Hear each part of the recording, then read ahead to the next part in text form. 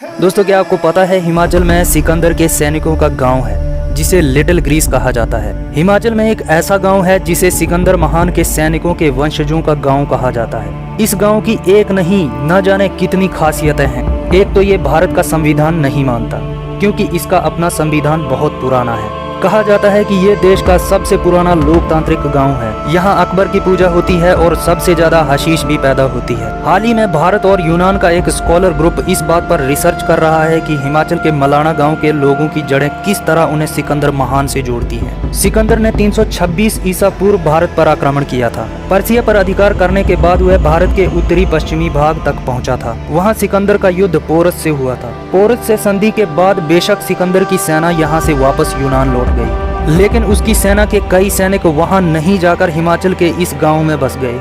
इसके बाद से यहाँ उनके वंशजों की आबादी बढ़ती रही, इसीलिए इसे सिकंदर के सैनिकों का गांव भी कहा जाता है। यहाँ की भाषा में भी कुछ ग्रीक शब्दों का इस्तेमाल होता है। हालांकि इस बात का कोई ऐतिहासिक तथ्य नहीं मिलता है कि ये सिकंदर के सैनिकों का गांव है। यहाँ के लोगों का हाव भाव और नैन नक्श भी भारतीयों जैसा नहीं है। बोली से लेकर शारीरिक बनावट तक ये लोग भारतीयों से एकदम अलग नजर आते हैं। इस गांव में बाहरी लोगों के कुछ भी छूने पर पाबंदी है। अगर कोई बाहर का आदमी यहाँ की किसी भी वस्तु को छूता है तो उसे 1000 से लेकर 2500 रुपए तक का जुर्माना देना पड़ता है। यहाँ साल में एक बार होने वाले फागली उत्सव में ये लोग अकबर की पूजा करते हैं। लोगों की मान्यता है कि बादशाह अकबर ने जमलू ऋषि की परीक्षा लेनी चाहिए थी, जिसके बाद जमलू ऋषि ने दिल्ली में बर्फबारी करा दी थी। यहाँ की चर्च पूरी दुनिया में मशहूर है, जिसे मलाणा क्रीम के नाम से जाना जाता है। मलाणा के लोग भारत के संविधान को ना मानकर अपनी हजारों साल पुरानी परंपरा को मानते हैं। यह छोटा सा गांव पहाड़ियों से घिरे हिमाचल प्रदेश के कुल्लू जिले में स्थित है।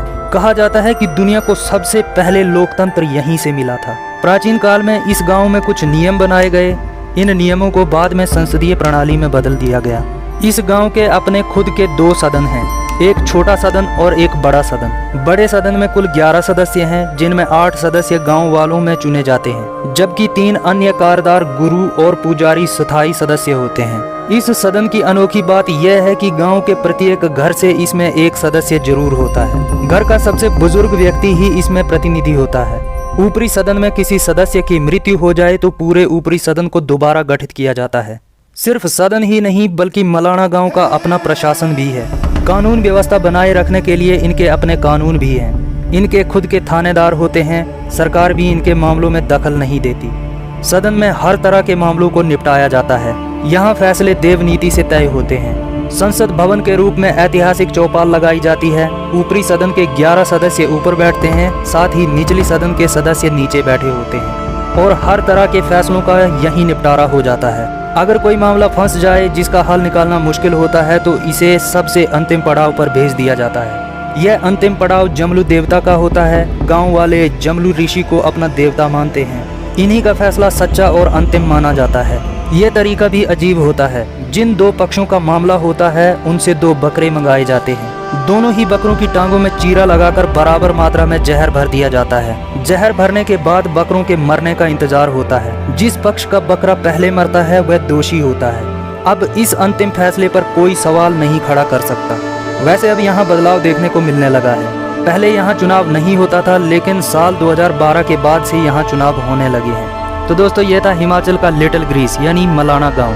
अगर आपको वीडियो अच्छी लगी हो तो ऐसी ही और वीडियोस देखने के लिए चैनल को सब्सक्राइब करके बेल नोटिफिकेशन ऑन कर लें। आज की वीडियो में इतना ही। मिलते हैं किसी और अमेजिंग वीडियो में, तब तक के लिए जय हिंद।